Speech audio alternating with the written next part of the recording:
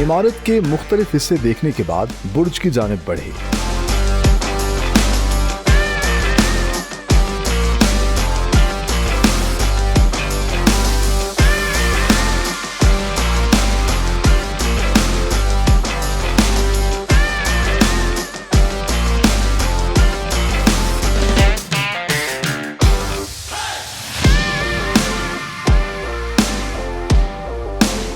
छत पर पहुंचे तो राजा शाह मुस्लिम साहब ने किले के तारीखी हवालों पर रोशनी डाली।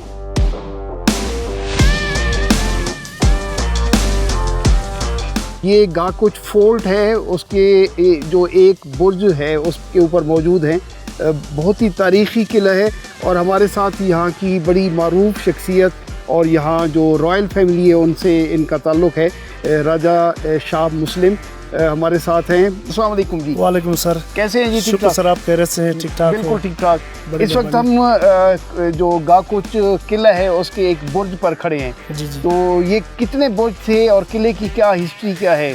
सर ये गाकुश बाला ये सतह समंदर से 8000 फुट की बुलंदी पर ये वाक़ा है और ये गिलगित बल्चिस्तान का सबसे बड़ा किला है। तो इस किले की जो रुकबे के लिहाज से इसकी जो डिस्काउंट जो एरिया है ये तकरीबन 5 एकड़ से ज़्यादा है इसकी। इसी तरह के 7 टावर थे इसके टोटल, तो 6 वहाँ पे है, एक यहाँ पे जहाँ पे हम खड़े हुए हैं, तो वो तो डिसमेंटल हो गए हैं। ये जो है ना अभी ठीक है अपने। और कितने अंदाज़ा कमरे कितने थे किले में? अंदाज़ा कितने कमरे? ऊपर जो था ना 2 कॉन्फ्रेंस हॉल थे, बड़े हॉल थे। उसके अलावा वहाँ पे जो है ना बेडरूम्स थे, तकरीबन 10-15 बेडरूम्स थे इसमें यहाँ पे। उसके अलावा जो है ना उनके जो स्पेशल जो उनके जो मुलाकाती जो लोग आते थे उनके लिए एक अलग सा एक घर बना हुआ था, वो भी अभी जो ना डिसमेंटल हुआ है इसका। अच्छा, ये मैं देख रहा हूँ कि ये किला बड़ा दिफाई हिसाब से बड़ा मजबूत किला बनाया गया कि यहाँ से पूरी गाकुच नीचे वैली को इधर उधर निगाह रखी जाती है। तो इसकी अहमियत क्या थी दिफाई हिसाब से? दिफाई लिहाज से हाँ, जब हम देखते हैं तो ये जो एरिया था ये पूरा पुण्याल एरिया, अभी छतराल से यासीन से जो भी लोग वहाँ से जो मूव करते थे उस ज़माने में दूसरे राजा लोग यहाँ पे कब्ज़ा करने के लिए आते थे। तो डिफेंस के लिहाज से ये एक ऐसा व्यू पार्ट है यहाँ से आगे मतलब आपको 20-30 किलोमीटर तक इसका वो एरिया नज़र आता था। वहाँ इनकी एक वहाँ पे चोटी पे इनका एक वहाँ पे एक हिस्सा होता था जहाँ पे लोग वहाँ पर रहते थे। आगे से जब भी कोई फोर्स एंटी फोर्स आते थे तो वहाँ आग जलाते थे, जिससे इस किले में नज़र आता था। इससे फिर आगे जाकर सिंगल में वहाँ से शेर के गिलगित तक इनका एक कम्युनिकेशन था।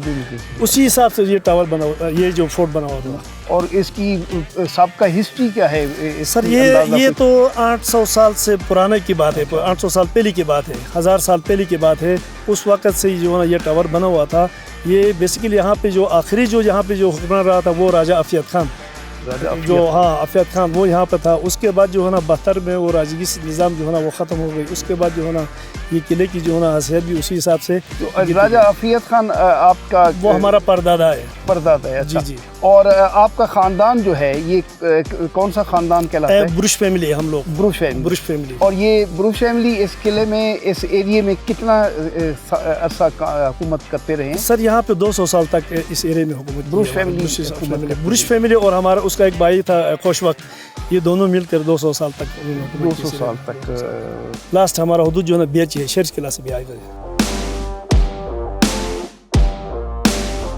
कई किनाल पर मुहित ये किला बनाने का मकसद चतराल के बालाई इलाकों से आने वाले लुटेरों से तहफ़्फ़ुज़ हासिल करना था।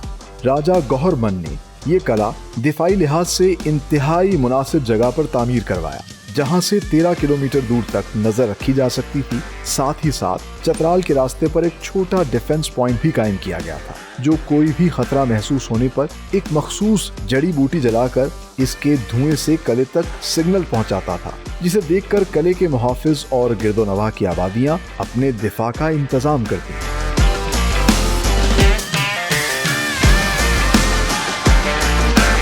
यहाँ पे इन्वेडर्स जैसे नॉर्थ साइड पे वाइकिंग्स होते थे, इसी तरह यहाँ पे भी वाइकिंग्स, जिनको लोकल ज़बान में सी कहा जाता है, वो चतराल की साइड से आते थे।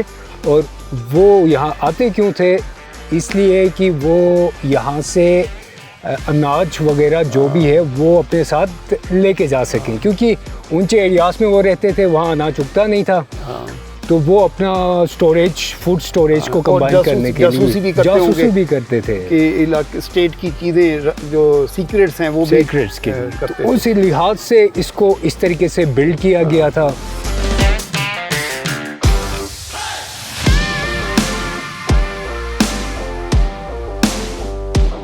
यहाँ पे वीट को स्टोर किया जाता था।